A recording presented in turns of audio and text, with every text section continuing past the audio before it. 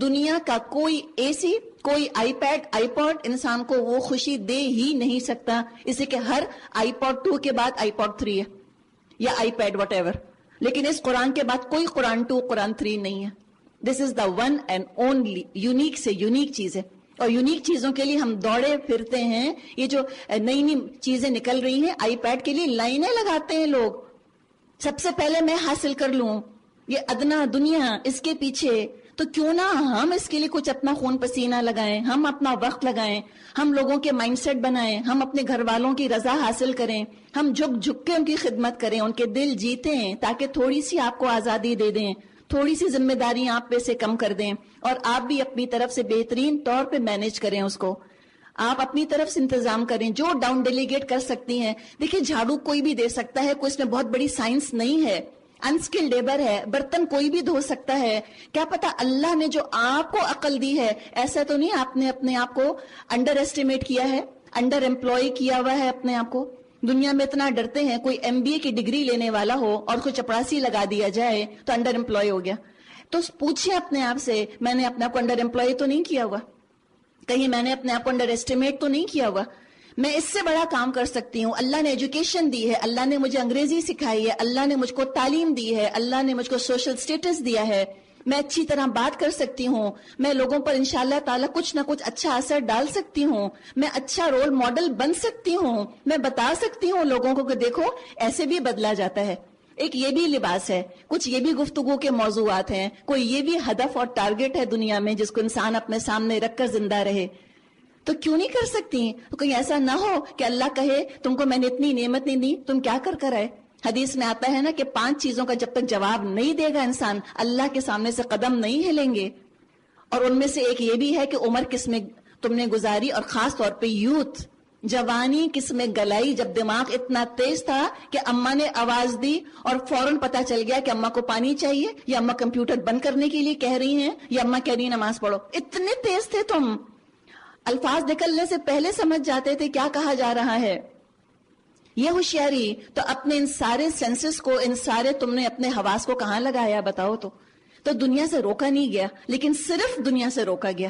اتنا سستا مت بیچو اپنے آپ کو. اپنے آپ کو صرف تم کسی فریج اور ٹیلی ویژن اور گاڑی اور گھر اس میں کنورٹ نہیں کرو. تمہاری ویلیو اس سے زیادہ ہے، بہت زیادہ. تو اللہ سے کلام کر کے تو دیکھو کیا مزہ آ رہا ہوگا موسیٰ علیہ السلام کو، کیا انسپریشن ملتی ہے انسان کو کلام کرنے سے. حقیقت ہے جب کلاس میں قرآن ہو رہا ہوتا ہے دل کرتا ہے یہاں سے نکلیں گے ساری دنیا کو ہم چینج کر دیں گے، اور جب نکلتے کہتے ہیں اچھا کل سوچیں گے. تو یہ انسپریشن ہے نا، اور قرآن انسپائر کرتا ہے. خوش قسمت انسپائر ہوتے ہیں ویسے، یہ اللہ سے کلام کی لذت خوش قسمت ہی محسوس کرتے ہیں. اللہ سے دعا کریں اللہ مجھ کو اس نعمت سے محروم نہ کر. اللہ ہر ایک کو چکھا دے، اللہ ہر ایک کو یہ چیز چکھا دے. بعض دفعہ دیکھیے کیا ہوتا ہے، گھڑی بھاگی جا رہی ہے اور بات ختم نہیں ہو رہی. ہوتا ہے کیا ہے کہ بہت مزے کا کھانا ہوتا ہے، لوگ اس کو دیکھ بھی رہے ہوتے ہیں، خوشبو بھی اچھی لگ رہی ہوتی ہے. آپ کہتے ہیں چاہیے، وہ کہتے ہیں نہیں. تکلف، ہمارے خاندان میں کہتے ہیں نا کہ من چاہے منڈیا ہلائے، دل کر رہا ہے لیکن بس تکلف میں. تو پھر آپ ان کو فورس کرتے ہیں، آپ کہتے ہیں اچھا ادھر آؤ، اچھا پھر آپ ان کی پلیٹ میں بعض دفعہ ڈال دیتے ہیں، پھر وہ چکھتے ہیں، جھجک اور تکلف اٹھ جاتا ہے اور ان کو چسکا لگ جاتا ہے. تو بعض لوگوں کا دل چاہ رہا ہے، وہ دور دور سے دین والوں کو دیکھ رہے ہوتے ہیں، ان کے دل میں جذبے ابھر رہے ہوتے ہیں، ہمیں بھی ایسا ہونا ہے، رشک آ رہا ہوتا ہے، تکلف کرتے رہتے ہیں. آپ ذرا سا چکھا تو دیں ان کو، ایک دفعہ بلا تو لیں، بٹھا کر تو دیکھیں، پھر انشاءاللہ دیکھیں ایک دفعہ چسکا لگ گیا نا، ایک دفعہ دل لگ گیا قرآن کے اندر، آپ کا دل کسی اور چیز میں نہیں لگے گا. آزما کے تو دیکھیں. کلمہ رب، اس کے رب نے اسے کلام کیا، ہم رشک سے ہمارے دل پھٹنے لگتے ہیں کہ ہائے خوش قسمت، کلم اللہ موسیٰ تکلیما. تو ہم بھی تو ایسے ہی خوش قسمت ہیں. اگر ہمیں قدر نہیں تو نا قدروں اور نا شکروں کا پھر کوئی کیا علاج کرے. اب اور تمنا دل میں ابری، قال ربی ارنی انظر الیک. تو انہوں نے التجا کی، اے رب مجھے یارائے نظر دے کہ میں تجھ کو دیکھوں. فرمایا تو مجھ کو نہیں دیکھ سکتا، ہاں ذرا سامنے کے پہاڑ کی طرف تو دیکھ، اگر وہ اپنی جگہ قائم رہ جائے تو البتہ تو مجھ کو دیکھ سکے گا. چنانچہ اس کے رب نے جب پہاڑ پر تجلی کی اس کو ریزہ ریزہ کر دیا، اور موسیٰ غش کھا کر گر پڑے. جب ہوش آیا تو بولے، پاک ہے تیری ذات، میں تیرے حضور توبہ کرتا ہوں اور سب سے پہلے ایمان لانے والا میں ہوں. فرمایا اے موسیٰ، پھر دیکھیں پھر رشک، یا موسیٰ، اے موسیٰ، اللہ کہہ رہا ہے انی اصطفیتک علی الناس، میں نے تو چن لیا ہے تجھ کو تمام انسانوں پر. کس چیز کے لیے؟ برسالاتی، اپنے پیغامات پہنچانے کے لیے، وبکلامی، اور اپنے کلام کے لیے. تو ہم میں سے کسی کو چنا ہے؟ کہا نہیں اللہ نے کنتم خیر امۃ کذالک جعلناکم امۃ وسطا، چنا ہے نا. اللہ اس کو بیج آن آنر بنا دے. یہ جو اللہ نے تاج ہمارے سر پہ رکھا، کہیں یہ تاج ہم کو ہیڈ ایک نہ دے دے، اللہ نہ کرے. اللہ ہمیں اس کو فخر کے ساتھ لے کر چلنے کی کوشش ہم کریں، اور اللہ ہمیں توفیق دے. تاج کس کے سر پہ برقرار رہتا ہے؟ سر اٹھا کر بیٹھے. جو شرمندہ ہو کے جھکے ہی چلا جائے امبیرسمنٹ کے مارے، تو تاج بھی گر جائے گا اس کے سر کے اوپر سے، جیسے ہمارے سروں پہ سے گر گیا. embarrassed Muslims, sorry Muslims. کہا فخذ ما آتیتک وکم من الشاکرین، بس موسیٰ جو میں تجھ کو دوں اس کو لے اور شکر کر، شکر کر. اس کے بعد ہم نے موسیٰ علیہ السلام کو ہر شعبہ زندگی کے متعلق نصیحت اور ہر پہلو کے متعلق واضح ہدایت تختیوں پر لکھ کر دے دی، اور اس سے کہا ان ہدایات کو مضبوط ہاتھوں سے سنبھل. مضبوط ہاتھوں سے، نرم احکامات ہوں یا سخت احکامات ہوں، کرنا مشکل ہو کرنا آسان ہو، کنوینینٹ ہو یا انکنوینینٹ ہو، تم کرتے رہنا، تنقید ہو یا تعریف ہو، مضبوط ہاتھوں سے پکڑ کے رکھنا. اور کیا کرو؟ وَأْمُرْ قَوْمَكَ يَأْخُذُوا بِأَحْسَنِهَا، اور اپنی قوم کو حکم دے اس کے بہتر مفہوم کی پیروی کریں. ان قریب میں تمہیں فاسقوں کے گھر دکھاؤں گا. فاسقوں کے گھر جو نان بلیورز ہیں، ان بلیورز ہیں، ان سے پالا پڑے گا. اگر کسی کو ان بلیورز کے ہاں رہنا پڑ جائے، جو ان میں گھرا ہوا ہو کوئی انسان، تو کیا اسے کمپرومائز کی راہ اختیار کر لینی چاہیے؟ اس سے فائدہ نہیں ہوگا. دین کو ڈائلیوٹ کرنے سے فائدہ نہیں ہوگا. ان کی پسند کا دین بنانا فائدہ نہ دے گا، نہ ان کو دے گا نہ آپ کو دے گا. دوا ہے کسی کے ہاتھ میں، تھوڑی سی دوا ہے اور 10,000 بیمار ہیں، اور وہ یہ سوچے کہ اچھا یہ دوا جو ہے میں 10,000 کو پلانا چاہتا ہوں، اور وہ اس دوا کو لے جا کر ایک بہت بڑے کنویں کے اندر ڈال دیتا ہے. اتنی ڈائلیوٹ ہو گئی وہ دوا، کسی کو بھی فائدہ نہ دے گی. بہتر تھا کہ تھوڑی تھی تو جو قبول کر رہے تھے پیور دوا 2 یا 3 کو تو قبول ہو جاتی، وہ لے لیتے، وہ درست ہو جاتے، تو ایک ریپل ایفیکٹ شروع ہو جاتا، تو آگے بھی لوگ ہو سکتا ہے صحت مند ہو جاتے. تو اس کی پیورٹی کے اندر ملاوٹ مت کریں، کمپرومائز نہ کریں، ڈائلیوٹ نہ کریں. آپ کو اس دن ساؤتھ افریقن کرکٹ پلیئر کا قصہ بھی سنایا تھا. انہوں نے کمپرومائز نہیں کیا تو دیکھیں کتنی برکت ہوئی. ہم کمپرومائز سے بہت جلدی آمادہ ہوتے ہیں. ہم چاہتے ہیں جیوز اور کرسچنز کی مرضی کا اسلام ان کے سامنے پیش کر دیں، کسی طرح یہ قرآن کو اور اسلام کو پسند کرنے لگ جائیں. اگر ملاوٹ زیادہ چیز آپ نے پیش کری تو انہوں نے اللہ والے قرآن کو یا اللہ کے دین کو تو قبول نہیں کیا. وہ تو ایک مین میڈ چیز بن گئی ہے. اس سے انشاءاللہ ہمیں بچنے کی ضرورت ہے. بنی اسرائیل کو یہی حکم دیا تھا کہ عنقریب میں تم کو فاسقوں کے گھر دکھاؤں گا، میں اپنی نشانیوں سے ان لوگوں کی نگاہیں پھیر دوں گا جو بغیر کسی حق کے زمین میں بڑے بنتے ہیں. وہ خواہ کوئی نشانی دیکھ لیں کبھی اس پر ایمان نہ لائیں گے. اگر سیدھا راستہ ان کے سامنے آئے اختیار نہ کریں گے، اور اگر ٹیڑھا راستہ نظر آئے اس پر چل پڑیں گے. اس لیے کہ انہوں نے ہماری نشانیوں کو جھٹلایا اور ان سے بے پرواہی کرتے رہے. ہماری نشانیوں کو جس کسی نے جھٹلایا اور آخرت کی پیشی کا انکار کیا، اس کے سارے اعمال ضائع ہو گئے. کیا لوگ اس کے سوا کچھ اور جزا پا سکتے ہیں کہ جیسا کریں ویسا بھریں؟ موسیٰ علیہ السلام کے پیچھے اس کی قوم کے لوگوں نے اپنے زیوروں سے ایک بچڑا اور اس کا ایک بچڑے کا پتلا بنا لیا جس میں سے بیل کی سی آواز نکلتی تھی. پیچھے ہم سورہ بقرہ میں بھی پڑھ چکے ہیں، ایک اجل بنا لیا گیا تھا. اب یہ جو اجل کا ذکر ہے کہ اجلت ہے نا، اجلت لفظ مطلب جلدی جلدی دنیا حاصل ہو جائے، تو یہ اجل بھی دراصل ایک دنیا کی محبت کا سمبل سمجھ لیں. اور اس میں دیکھیں بنا کس سے تھا؟ حلیہم، زیوروں سے، سونے سے. سونا دولت کو سمبل کے طور پہ استعمال کریں، دولت پرستی میں انسان مبتلا ہو جائے. اور یہ خالی بنی اسرائیل کا ایشو نہیں تھا، اس کو ہزاروں سال پہلے کی ہم داستان نہ سمجھیں. یہ تو گھر گھر کا آج مسئلہ ہے، مسلمانوں کا مسئلہ ہی یہ ہے. آج صلی اللہ علیہ وسلم نے یہ بات فرمائی ہے جس کا مضمون یہ ہے کہ ہر امت کا فتنہ ہوتا ہے اور میری امت کا فتنہ مال ہے. تو مال کو خدا بنا کر مت پوجنے لگ جانا، او مائٹی ڈالر، یہ مت کرنا. یہی تو ہے، مال ہی کو پوج رہے ہیں، دیکھا جائے سونے کو پوج رہے ہیں.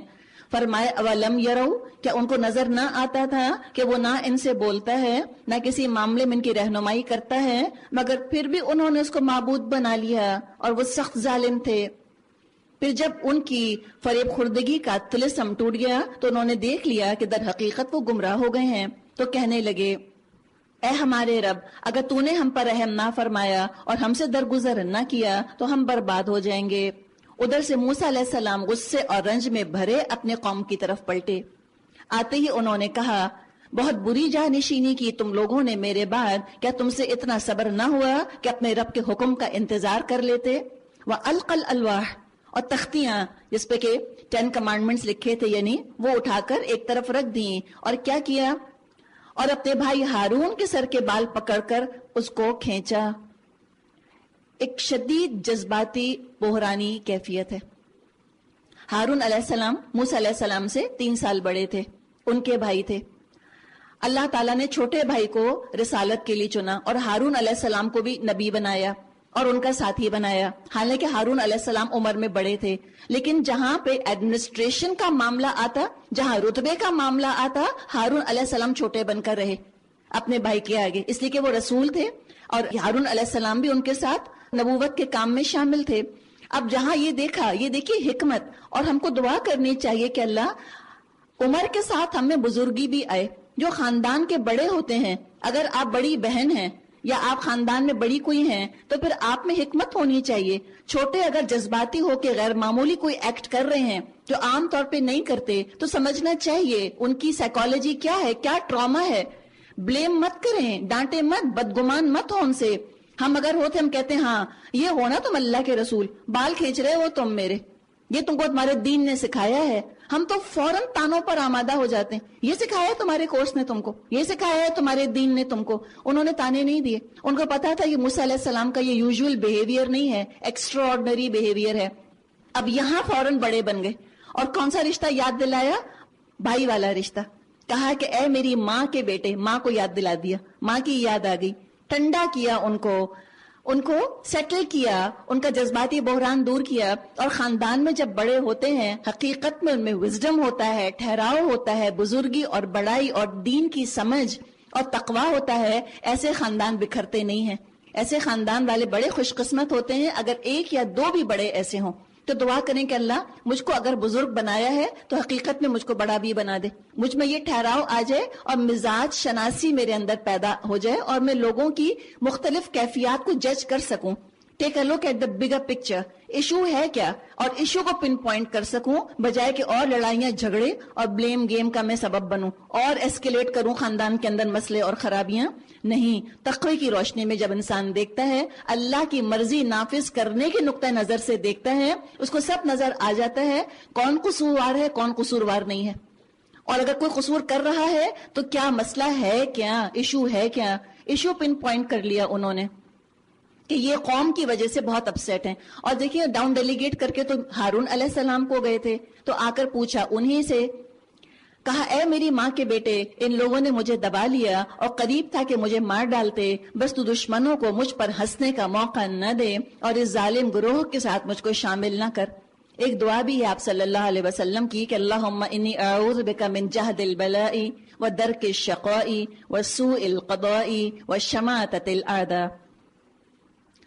قال رب اغفر لی ولاخی وادخلنا فی رحمتک وانت ارحم الراحمین۔ تب موسیٰ علیہ السلام نے کہا اے رب مجھے اور میرے بھائی کو معاف کر اور ہمیں اپنی رحمت میں داخل فرما، تو سب سے بڑھ کر رحیم ہے۔ اپنی غلطی کا احساس ہو گیا کہ میں ذرا ایموشنل ہو گیا تھا، تو پتہ چلا انسان تو انسان ہے نا، خطا ہو جاتی ہے، لیکن خطا پہچان جائے۔ ان الذین اتخذوا العجل، جواب میں ارشاد ہوا جن لوگوں نے بچڑے کو معبود بنایا وہ ضرور اپنے رب کے غضب میں گرفتار ہو کر رہیں گے اور دنیا کی زندگی میں ذلیل ہوں گے۔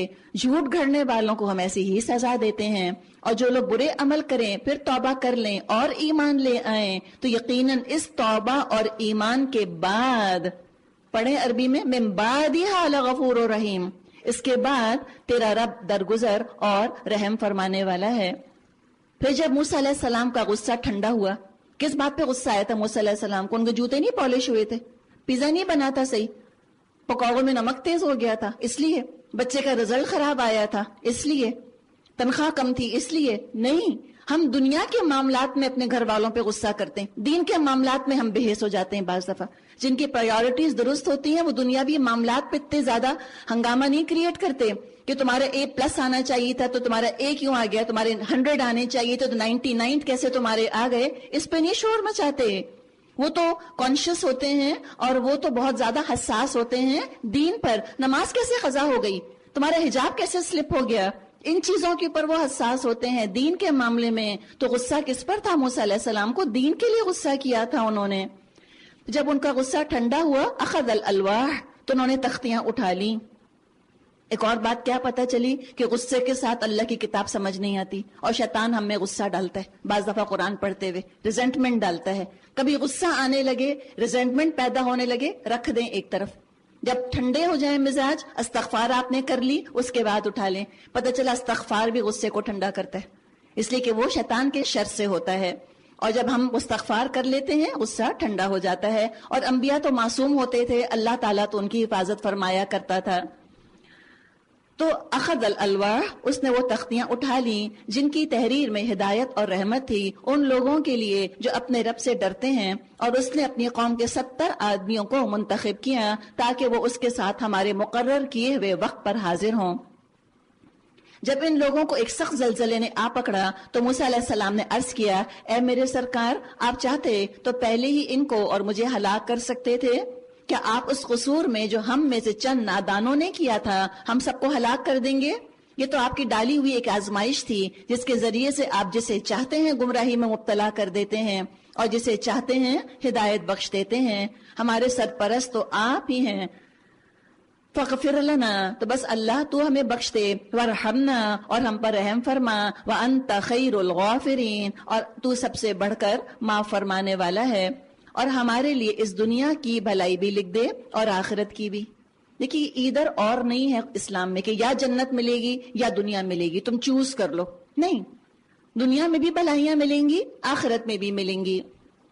انا ہدنا الیک, بشرط یہ کیا, انا ہدنا الیک, کہ اللہ کی طرف رجوع کرو, ہم نے آپ کی طرف رجوع کر لیا. جواب میں ارشاد ہوا, سزا تو میں جسے چاہتا ہوں دیتا ہوں, مگر میری رحمت ہر چیز پر چھائی ہوئی ہے, اور اسے میں ان لوگوں کے حق میں لکھوں گا جو نافرمانی سے پرہیز کریں گے, زکوٰۃ دیں گے اور میری آیات پر ایمان لائیں گے. بس آج یہ رحمت ان لوگوں کا حصہ ہے جو اس پیغمبر, کون, النبی الامی, جو نبی امی کی پیروی اختیار کریں, جس کا ذکر انہیں اپنے ہاں تورات اور انجیل میں لکھا ہوا ملتا ہے. جب قرآن نازل ہو رہا تھا, جو تورات اور انجیل موجود تھی, آپ صلی اللہ علیہ وسلم کی کھلی نشانیاں موجود تھیں. اور جب تورات اور انجیل اوریجنل نازل ہوئی تھی تب تو یقیناً موجود تھیں. اب اللہ خود ہی بہتر جانتا ہے کہ ان 1450 سال کے اندر کیا انہوں نے مزید کچھ ایڈیٹنگ کر لی ہے اپنی تورات میں اور اپنی انجیل میں, کیا مزید انہوں نے کچھ نشانیاں جو ہیں ان کو محرف کر دیا ہے, ڈسٹارٹ کر دیا ہے, ڈیلیٹ کر دیا ہے. اللہ بہتر جانتا ہے. ان کی کتابوں سے ہم گائیڈنس نہیں لیں گے, اس لیے کہ اللہ تعالیٰ نے قرآن کو مہیمن بنایا ہے, نگران اور نگہبان بنایا ہے, پاسبان بنایا ہے ان کتابوں کے اوپر. تو یہاں قرآن نے بتا دیا کھلی کھلی نشانیاں موجود تھیں تورات میں بھی اور انجیل میں بھی. اب وہ نبی آئیں گے تو کیا کریں گے, یأمرہم بالمعروف, وہ انہیں نیکی کا حکم دیتا ہے, بدی سے روکتا ہے, ان کے لیے پاک چیزیں حلال اور ناپاک چیزیں حرام کرتا ہے. وَيَدَعُ عَنْهُمْ إِسْرَهُمْ وَالْأَغْلَالَ الَّتِي كَانَتْ عَلَيْهِمْ, اور ان پر سے وہ بوجھ اتارتا ہے جو ان پر لدے ہوئے تھے, اور وہ بندشیں کھولتا ہے جن میں وہ جکڑے ہوئے تھے.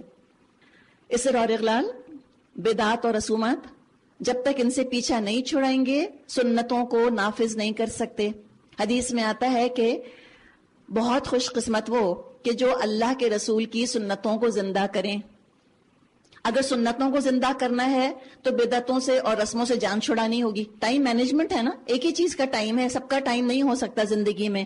اپنی پرائیورٹیز ہمیں خود سیٹ کرنی ہے. تو اللہ کے رسول نے تو آ کے وہ سارے بوجھ اتار دیے. اب ہم کیا کریں, ہم نے خود ہی دوبارہ وہ سارے بوجھ ڈال لیے اپنے گلوں کے اندر, اسر بھی ڈال لیے, اغلال بھی ڈال لیے, دین کو اتنا بوجھل بھاری کر لیا بدعات کے ذریعے سے, سختیوں کے ذریعے سے, اور اپنی معاشرتی زندگی کو اتنا بوجھل اتنا بھاری کر لیا کہ اور کسی چیز کا پھر اب ٹائم ملتا ہی نہیں. تو وہ ہٹاؤ, تم بھی ہٹاؤ. اگر تم رسول کی پیروی کرنا چاہتے ہو, دین کی خدمت کرنا چاہتے ہو, کھولو ان بندشوں کو. تو کیا ہوگا, فالذین آمنوا بہ وعزروہ ونصروہ واتبعوا النور الذی انزل معہ، لہٰذا جو لوگ اس پر ایمان لائیں اور اس کی حمایت اور نصرت کریں اور اس روشنی کی پیروی اختیار کریں جو اس کے ساتھ نازل کی گئی ہے، تو کیا ہوگا؟ اولئک ھم المفلحون، وہی فلاح پانے والے ہیں۔ دعا کریں اللہ مجھے اس میں شامل فرما لے۔ قل کہہ دیجئے اے نبی، یا ایھا الناس، او مین کائنڈ، اے انسانوں، میں تم سب کی طرف اس خدا کا پیغمبر ہوں جو زمین اور آسمانوں کی بادشاہی کا مالک ہے، اس کے سوا کوئی خدا نہیں، وہی زندگی بخشتا ہے اور وہی موت دیتا ہے، بس ایمان لاؤ اللہ پر اور اس کے بھیجے ہوئے نبی امی پر جو اللہ اور اس کے ارشادات کو مانتا ہے، اور پیروی اختیار کرو اس کی، امید ہے تم راہ راست پالو گے۔ موسیٰ علیہ السلام کی قوم میں سے ایک گروہ ایسا بھی تھا جو حق کے مطابق ہدایت کرتا اور حق ہی کے مطابق انصاف کیا کرتا تھا، اور ہم نے اس قوم کو 12 گھرانوں میں تقسیم کر کے انہیں مستقل گروہوں کی شکل دے دی تھی۔ اور جب موسیٰ علیہ السلام سے اس کی قوم نے پانی مانگا تو ہم نے اس کو اشارہ کیا کہ فلاں چٹان پر اپنی لاٹھی مارو، چنانچہ اس چٹان سے یکا یک 12 چشمے پھوٹ نکلے، اور ہر گروہ نے اپنے پانی لینے کی جگہ متعین کر لی۔ ہم نے ان پر بادل کا سایہ کیا اور ان پر من اور سلوہ اتارا۔ کھاؤ وہ پاک چیزیں جو ہم نے تم کو بخشی ہیں، مگر اس کے بعد انہوں نے جو کچھ کیا تو ہم پر ظلم نہیں کیا، بلکہ آپ اپنے اوپر ہی ظلم کرتے رہے۔ یاد کرو وہ وقت جب ان سے کہا گیا تھا اس بستی میں جا کر بس جاؤ، یاد ہے یہ مضمون سورہ بقرہ میں گزر چکا ہے۔ وَكُلُوا مِنْهَا حَيْثُ شِئْتُمْ، اور اس کی پیداوار میں سے اپنے حسب منشا روزی حاصل کرو۔ پتہ چلا کمانا تقوی کے خلاف نہیں ہے۔ حدیث میں آتا ہے کہ حلال کمائی کرنے والا الکاسب حبیب اللہ، اللہ کا محبوب ہوتا ہے، اپنے حقوق ادا کرتا ہے انسان۔ تبھی آپ دیکھیں آتو زکاۃ کا ذکر ہے، زکاۃ دے دو دے دو۔ کون دے گا زکاۃ؟ جو کمائے گا، اور کمانے کے بعد اتنا رکھے گا کہ 1 سال گزر جائے گا اس کے پیسے کے اوپر۔ تو اللہ نے تو ہمیں زکاۃ دینے کے آداب قرآن میں سکھائے ہیں، یہ نہیں کہا کہ زکاۃ لے لو لے لو لے لو، لینے والا نہیں بنایا، دینے والا۔